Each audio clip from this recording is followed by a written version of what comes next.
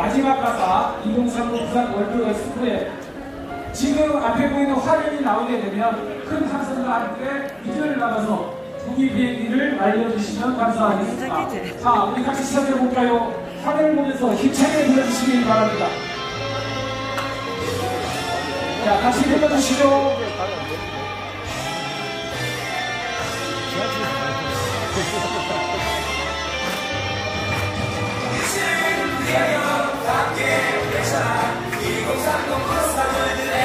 자, 율동이 들어옵니다.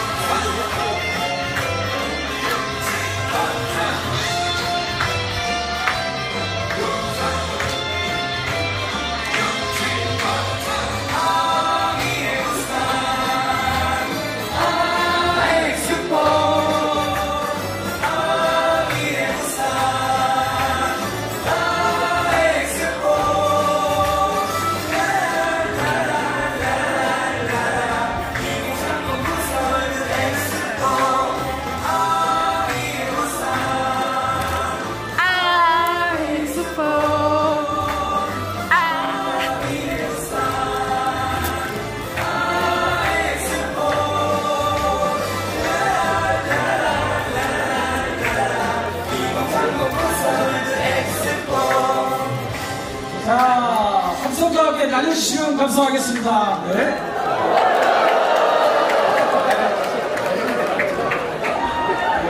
자리에 앉지 마시고, 이어서 종이 슬로건을 들고 함께 손에 쳐보도록 하겠습니다. 제가 2030 세계박람회 부산에 유치하면 유치를 3번 외쳐주시면 감사하겠습니다.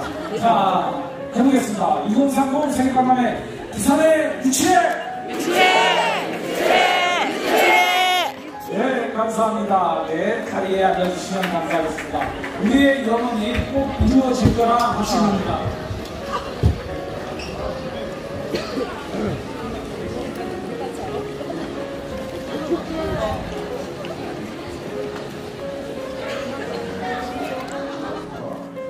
자세 하나 없이 이렇게 많은 우리 부산 시민들이 참석을 해주셨습니다. 정말 감사하고 고맙습니다. 이 열기가 2030 엑스포를 비롯해서 우리가 통일 안보와 바로 집필되는 이런 분야 행사가 되어서 좋은 결실이 있기를 저희들 기원합니다. 오늘 정말 이 행사에 참석해 주신 여러분 한 분 한 분에게 대단히 감사하고 고맙다는 말씀을 드리겠습니다. 특히 오늘 이 행사에는 이 행사를 끝내주시기 위해서 우리 정말 바쁘신 분들이 많이 참석을 해주셨습니다. 우선 우리 2030 엑스포를 유치하고 또한 부산의 신 비전을 발표하신 박영준 시장님께서 오늘 이 자리에 참석해 주셨고, 또한 안성민 시의회 의장님께서도 참석해 주셨고, 또한 하윤수 교육감께서도 참석을 해 주셨습니다. 정말 많은 분들이 참석해 주셨고, 우리 또 자총의 강석호 총회장님께서 이번에 취임을 하시고 나서 이 넓은 부산 지역에 멀리까지 또 오셔가지고 대단히 행사를 빛내주신 데 대해서 감사하고 고맙다는 말씀을 드리겠습니다. 특히 이 자리에는 우리 이현성 의원이 또 이 자리에 참석해 주셨습니다. 국토교통위원으로 6년간 또 상당히 열심히 부산 발전에 위해서 노력해 주신 분 저에 대해서 감사하다는 말씀드리고, 우리 백종원 의원께서도 늘 자총 행사에는 빠지지 않고 참석해 주신 데 대해서 감사하다는 말씀드리겠습니다.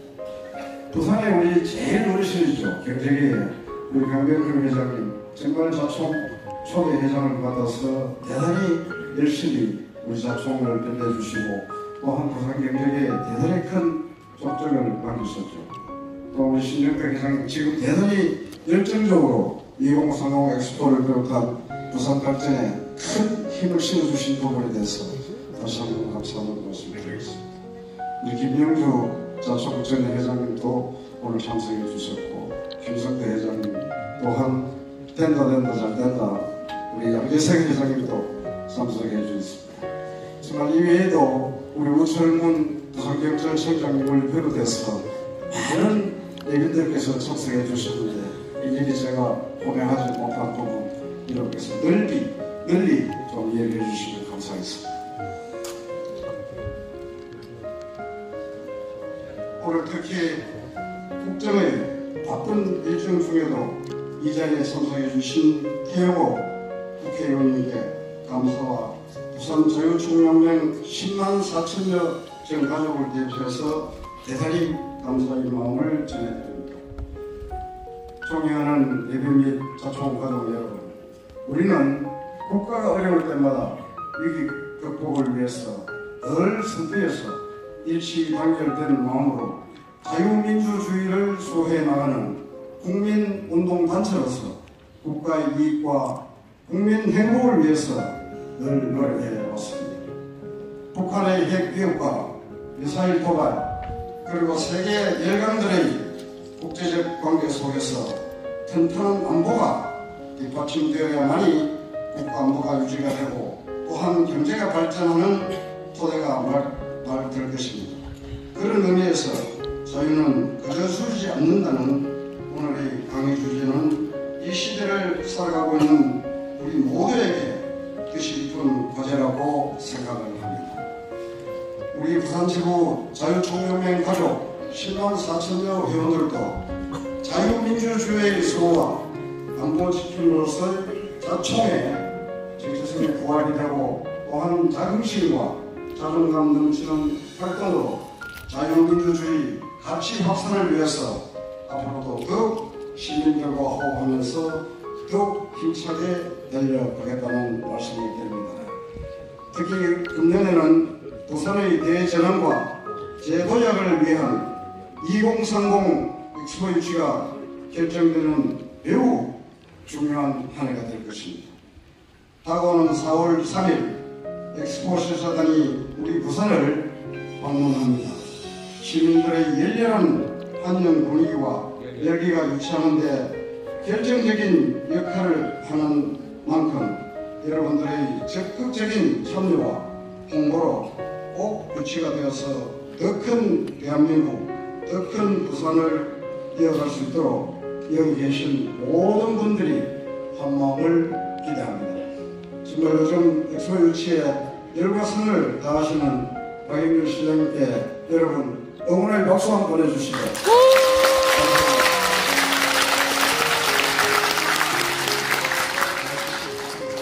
네, 정말 오늘 이 강연회가 자유의 소중함을 다시 한번 느끼는 뜻깊은 시간이 되시기를 기대하면서 소중한 강의를 해주신 태영호 의원님과 또한 예비 주민 여러분께 다시 한번 진심으로 감사의 말씀을 드리고, 함께하신 모든 분들과 여러분 같이 건승과 늘 행복하시기를 기원드리겠습니다. 감사합니다.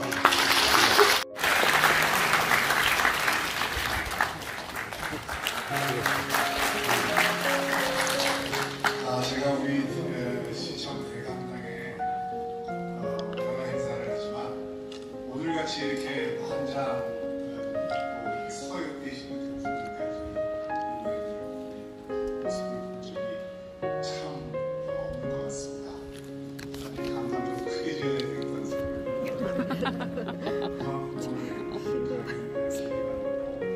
엑스포 유치를 위한 이만큼 크다는 것을 표현해 주셨습니다.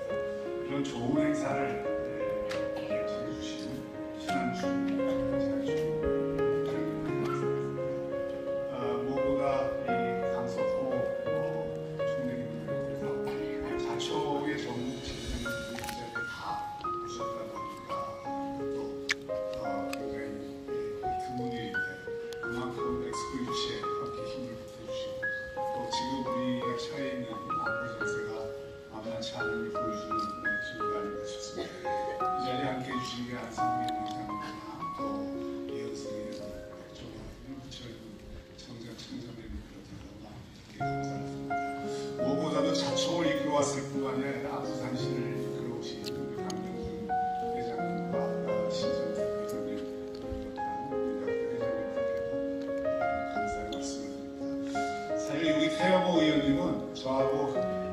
것들을 짜겠습니다. 근데 우리 그 대구 의원님이 나오시면 안보에 대해서 저는 늘 역시 저런 그 해박한 지식과 또 논리를 갖고 있기 때문에 우리나라에 와서도 금세 대한민국의 정상에 올라갈 수 있었던 걸 아닌가 이렇게 생각하고 있습니다. 사실 우리가 이 안보나 이런 통일 문제를 얘기할 때 되게 감성으로 얘기를 하거나 잘 모르면서 우기는 경우도 굉장히 많습니다.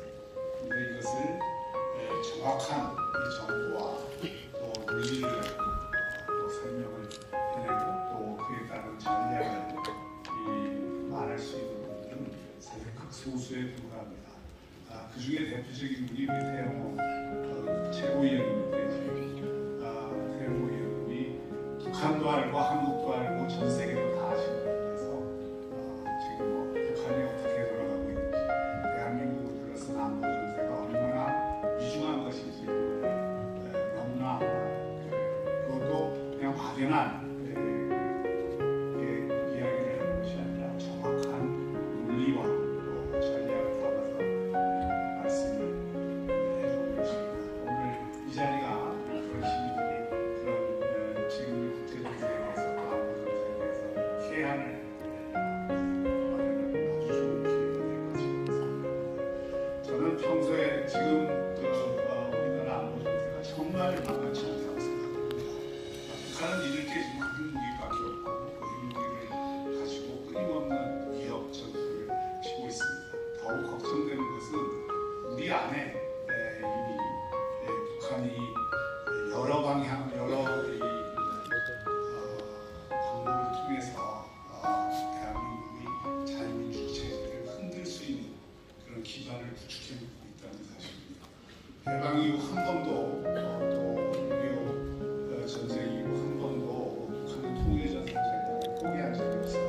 지금 이 시간에도 북한의 전략은 바깥에서는 핵무기로 위협을 하고 안에서는 우리 체제 안에 그런 자신들의 통일전 전략에 흉하는 그런 세력을 활용을 해서 끊임없이 우리 자유민주 체제를 흔들려고 하는 전략이 좀 많습니다. 이 점을 직시하지 않으면 바깥의 적보다 어떤 의미에서는 안전이 더 무서울 수 있다는 게 자유는 끊임없이 확장해야 되고 자유라는 가치는 21세기 보편적 가치 우리가 열망하는 세계 엑스포도 그런 자유의 가치를 기반으로 하지 않으면 안 되는 것입니다. 그러나 자유를 파괴할 자리까지 인정하지 않습니다. 그 점을 명확히 저희가 인식을 하는 것이 중요하고 자유를 지키겠다는 강한 의지 이것이야말로 우리 안보의 가장 중요한 토대가 되리라고 생각합니다. 세계 엑스포는 그 성격을 달리해서 이제는 인류가 나가야 될 가치와 문화, 운명의 길을 밝히는 플랫폼입니다. 또 그 해결책을 제시하는 플랫폼이 되고 있습니다.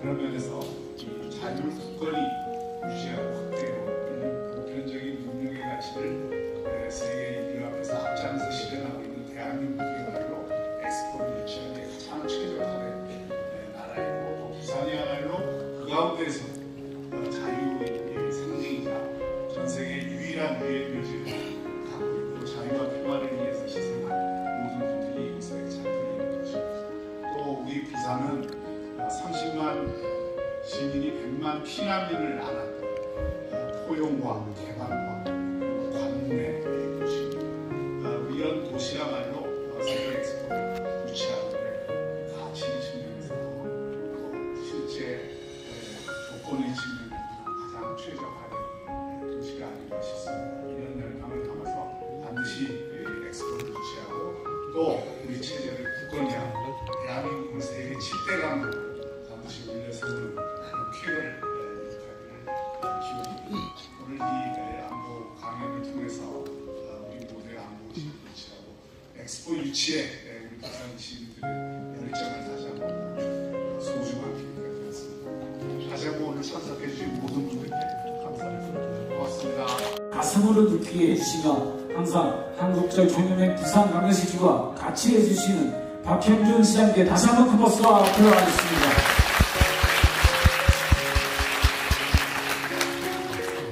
위에서 한국자 중에 강석호 총재님의 치사가 있겠습니다. 자, 큰 박수로 맞아주시기 바랍니다.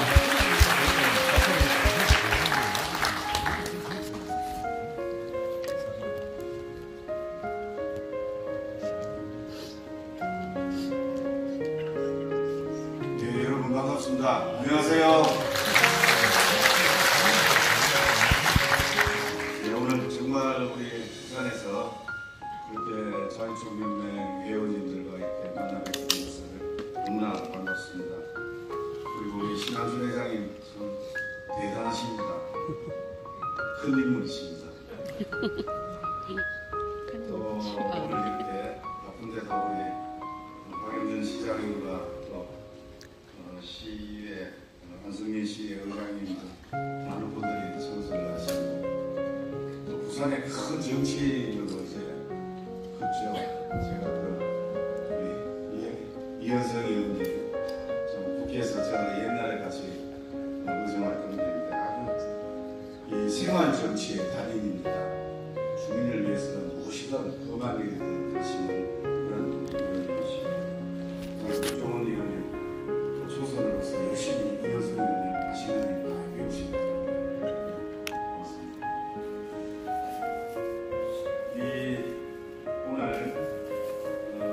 한 분들이 오셨는데 아까 인사를 했습니다만 강병중 회장님 얘기를 듣고 보니까 부산시 경제개혁을 위해서 자유총연맹의 초대 회장님으로서 너무나 존경과 감사의 말씀을 드리겠습니다. 그동안 고생하셨던 그런 분이 후배들이 잘 될 수 있도록 저도 열심히 다시 요청하겠습니다. 우리 신정택 회장님 너무 또 감사의 말씀을 드리고 많은 역대 회장님들 또 양재생 김승태 회장님 또 이영주 회장님께도 너무 감사의 말씀을 드립니다. 오늘 우리 전국의 시도지구 회장님들에게 많이 오셨는데요. 오늘 일에 다시 동참해 주셔서 감사의 말씀을 드리겠습니다. 우리 한국자유총연맹은 과거부터 우리 대한민국이 처해 있는 분단한 분단 상황에서 자유민주주의 수호 그리고 안보 지킴의 역할을 하기 위해서 지난 1954년도 반공연맹으로 출발을 했습니다. 그 세계 공산권의 몰락 그리고 시대의 변화에 따라서 한국자유총연맹으로 명칭을 변경을 했고 본래 69주년을 맞이하는 대한민국 대표의 국민운동 단체로서 자유와 안보를 굳건히 지키는 그런 활동을 하고 있습니다. 우리 자유총연맹은 중앙정부의 육성에 관한 법률에 의해 운영되고 있고 지방자치단체도 조례 제정을 통해서 우리 연맹을 지원해주고 계십니다. 부산에 보다 나은 미래를 준비하시는 우리 박영준 시장님과 안성민 시의 의장님 계시는데요.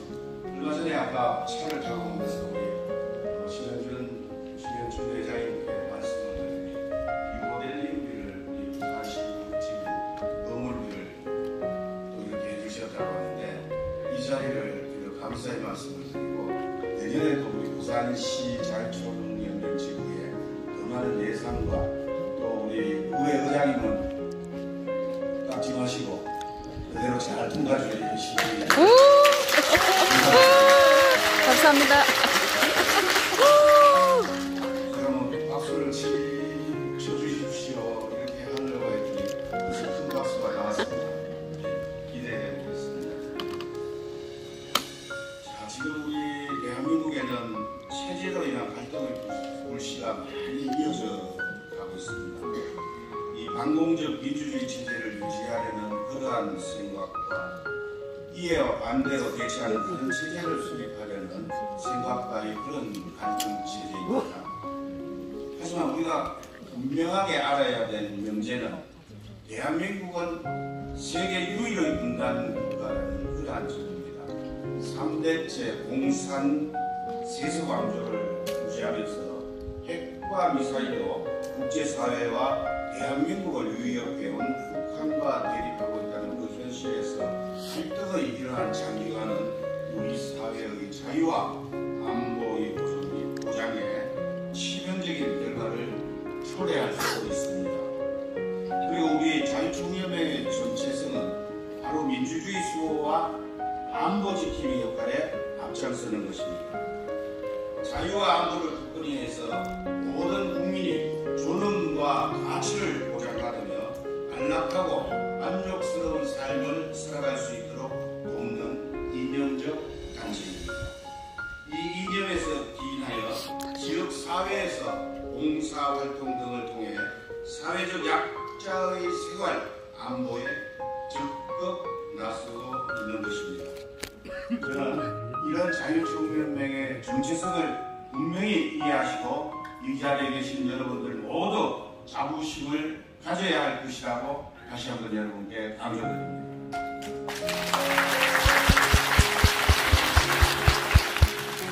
자유는 그저 주어지지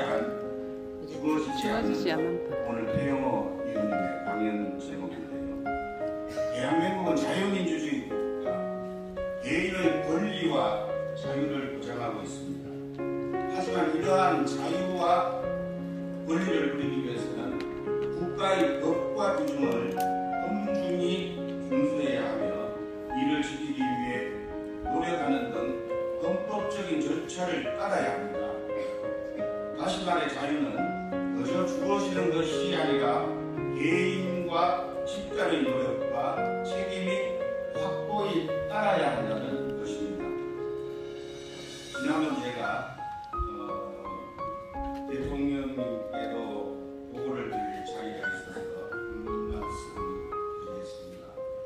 대통령님께서도 자유민주주의 수호와 안보 지킴이 사명에 있어서 바로 우리 자유총연맹이 그 중심에서 끌고 가야 한다.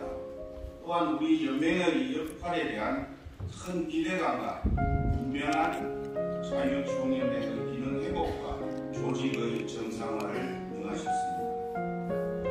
앞으로 우리 연맹은 대한민국의 자유와 안보에 있어 대표단체로서 전국에 흩어져 있는 자유안보 단체들을 다같이 규합해 나갈 계획입니다.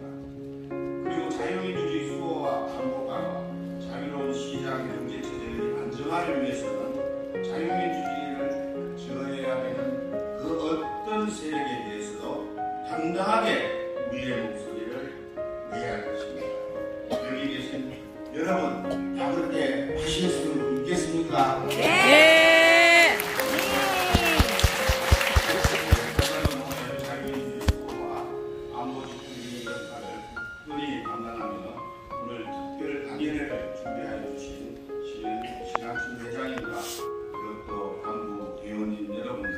여러분들의 용어와 헌신에 감사드립니다.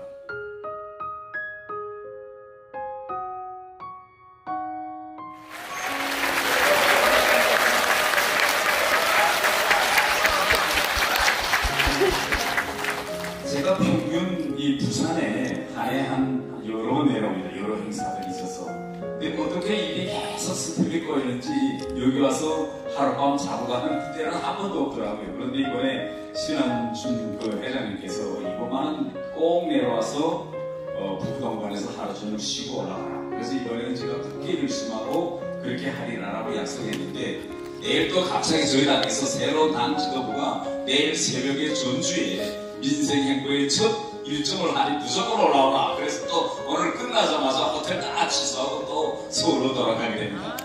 저는 오늘 이 행사장에 오기 전까지만 이렇게 많은 분들이 올 줄 몰랐어요. 그리고 오늘 우리 강서구 송재님도 서울에서 올 줄도 모르고 아무데 가면 행사장에 가서 한 100명 혹은 200명 정도 모이기 때문에 아니 신한준 회장님 진짜 미리 말씀드려주면 제가 좀 이렇게 많은 분이 오는 줄 전혀 몰랐습니다. 아이고.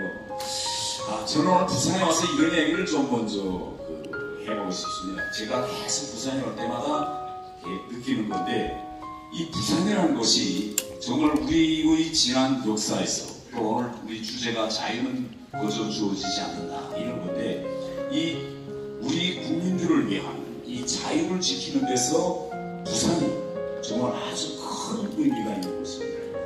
여러분 혹시 부산대첩 이런 이야기 들어보셨죠? 부산대첩 하면 처음 생각나시는 게 뭡니까? 부산포 해전이죠. 예.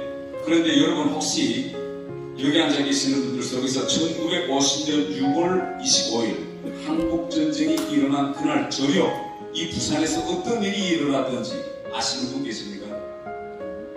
대단히 큰 일이 있었습니다. 6.25 전쟁을 준비하면서 김일성이 어떻게 하면 이 6.25 전쟁을 빨리 끝낼까? 라고 모스크바에 1948년도 초에 스탈린을 찾아갑니다. 찾아가서 스탈린 보고 자, 어떻게 하면 이거 한반도 이 6.25 전쟁을 빨리 끝낼 수 있을까? 라고 이야기하니까 스탈린이 몇 가지 팁을 줍니다. 우선 한반도는 영토가 작고 인구가 밀집되어 있기 때문에 전쟁을 속전속결해라. 그래서 그 속전속결을 한다는 그런 작전 계획을 세우는데 그럼 어떻게 속전속결할 거냐? 전쟁을 서울에서 끝내라. 서울에서 전쟁을 끝내는 속전속결 전략을 세웁니다. 그래서 김일성이 물어봅니다. 스탈린 보고 어떻게 서울에서 전쟁을 끝낼 수 있느냐? 그러니까 스탈린이 내가 너한테 탱크를 줄게. 탱크를 가지고 밀고 들어가라. 그게 왜 탱크냐? 스탈린이 2차 대전 때 히틀러하고 싸워봤는데 히틀러가 그때 바로 소련하고 탱크전을 벌였습니다. 1941년 6월 소련군을 향해서 독일 군대가 불에 공격했는데 그때 앞에다 탱크를 쏘습니다. 그런데 여러분 탱크라는 것은 평시에 탱크와 싸울 수 있는 연습을 안 해보면 군인들이 탱크를 대항할 수가 없습니다. 왜? 전호에 누워서 탱크가 오기를 기다렸다가 포를 쏘던 수류탄을 던지든 까부셔야 되는데 전호에 들어가서 그 차호에 이 가슴을 대면 탱크가 먼데서 불러올 때 땅이 울립니다. 그러니까 탱크가 먼데서 얼 때부터 겁이 생기는 거예요. 그래서 탱크와 수면되기 전에 바로 군인들이 전호를 버리고 도망칩니다. 근데 소련군이 독일 히틀러하고 싸우면서 이 탱크에 대한 공포증을 없애는데 몇 달이 걸렸느냐? 3달이 걸렸습니다. 전선에서 또 밀리고 해서 모스크바까지 와서야 이게 탱크라는 게 별게 아니고 탱크 지나갈 때 옆에 숨었다가 지나간 다음에 바로 우리 사이가 유리병에 휘발유를 넣고 불을 붙여서 뒤에다 던져도 그 어마어마한 탱크가 부서진다는 거. 그걸 아는데 몇 달이 걸렸느냐? 3달이 걸렸습니다. 그러니까 아무리 장교들이 군인들한테다가 탱크 무서울 게 없다. 바로 보고 포를 쏴라, 수류탄 던져라, 휘발유병 던지면 부서진다라고 말해도 이게 습관이 되지 않으면 금방 무너집니다. 군인들의 이 심리 상태가. 그래서 김일성한테 몇백 개의 탱크를 러시아에서 이제 평양에 도착. 그게 전쟁이 딱 벌렸는데 여러분 다 아시겠지만 서부전선과 동부전선에서 들인 탱크를 밉니다. 그런데 그때 어떻게 속전속결하게 됐느냐?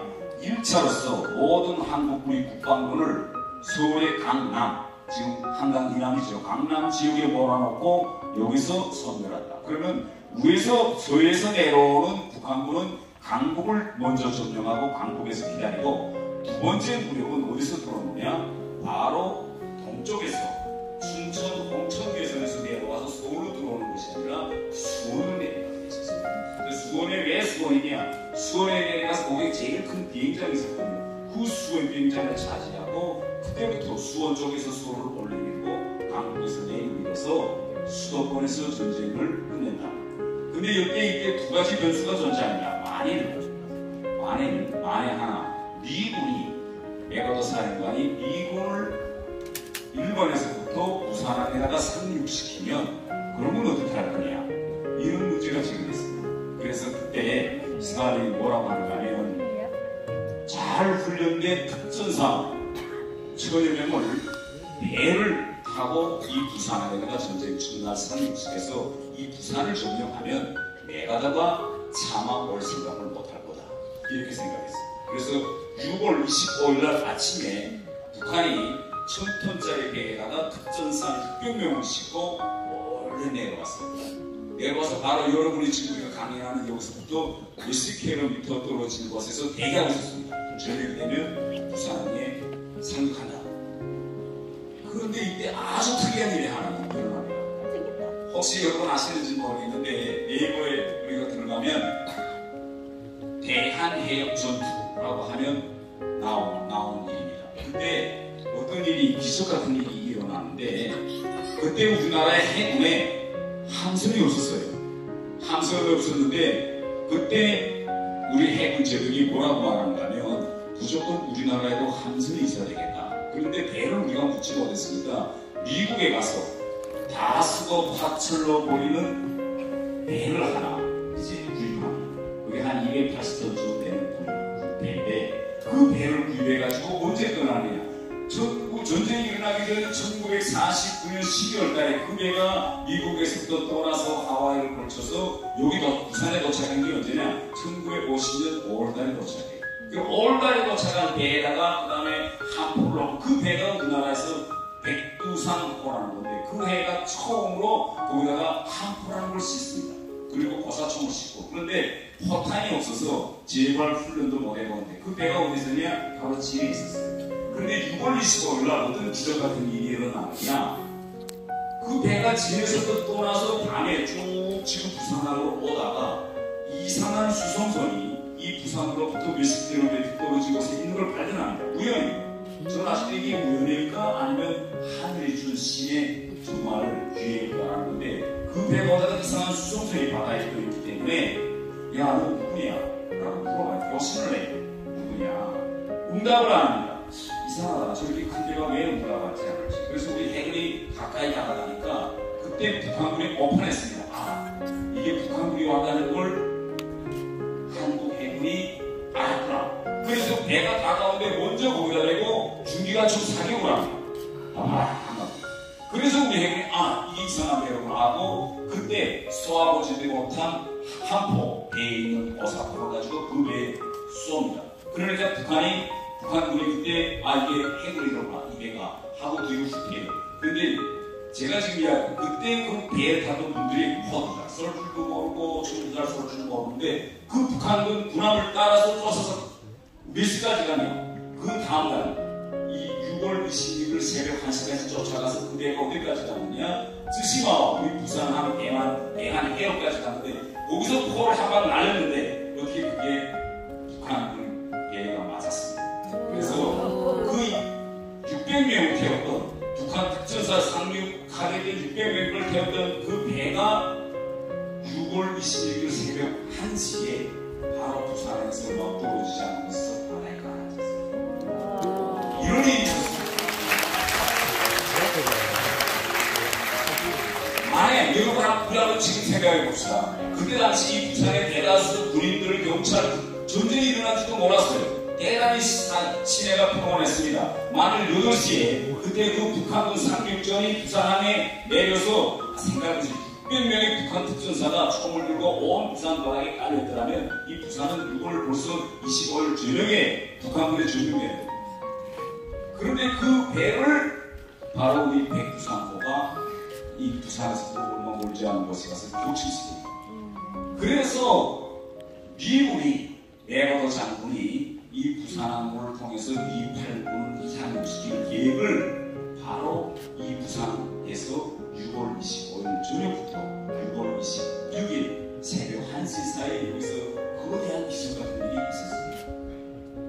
그래서 저는 이렇게 생각합니다. 지금 뭐 부산에서 부산대첩 기념회가 지금 저쪽에서 활동하는데 이건 뭔가 우리 430여 년 전에 이순신 장군의 부산포 해전을 기념하고 해서 부산대첩이라는 지금 기념회가 조직하는데 뭐 그것도 좋습니다. 그러나 우리가 6.25 전쟁에서 자유를 지킬 수 있은 첫 반전의 기회는 어디서 오겠느냐? 바로 6월 25일 저녁 8시 이 부산항에서 30km 떨어진 바로 저 아파트에서 있었다 라는 걸 여러분들한테 한번 더 말씀드립니다. 예. 저는 오래가면 이런 역사 이야기를 하는 게 좋아합니다. 왜 역사 이야기를 하는 게 좋아하냐면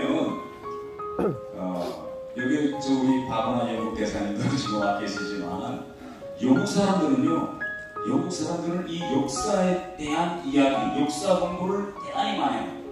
왜 많이 하냐면 영국의 그 유명한 소설가 조지 오웰이라는 사람이 이렇게 이야기합니다. 태포비언들의 이제 우리 여당의 당 지도부에 입성할 수 있는 것은 높이 보면 뭐 우리 역사 발전에서 우리 대한민국 정치권에서 아주 미미한 그런 사례일 수 있다고 생각합니다. 그러나 저는 우리가 앞으로 한반도 전역에서 자유민주주의, 특히 이 자유라는 이런 가치관에 의해서 한반도 통일을 기록하는 것을 저는 아주 의미 있는 그런 일이다. 저는 이렇게 얘기하고 싶습니다. 왜냐면요, 지금 우리 남과 북이 지금 분단된 지 70여년이 지금 흘렀습니다. 70여년이 흘렀는데 이게 북한 정권이 딱 허물어질 것 같으면서도 허물어지지 않고 지금 버티고 있고, 정말 우리가 보건대는 말도 안 되는 저런 시스템이 어떻게 버티고 있을까?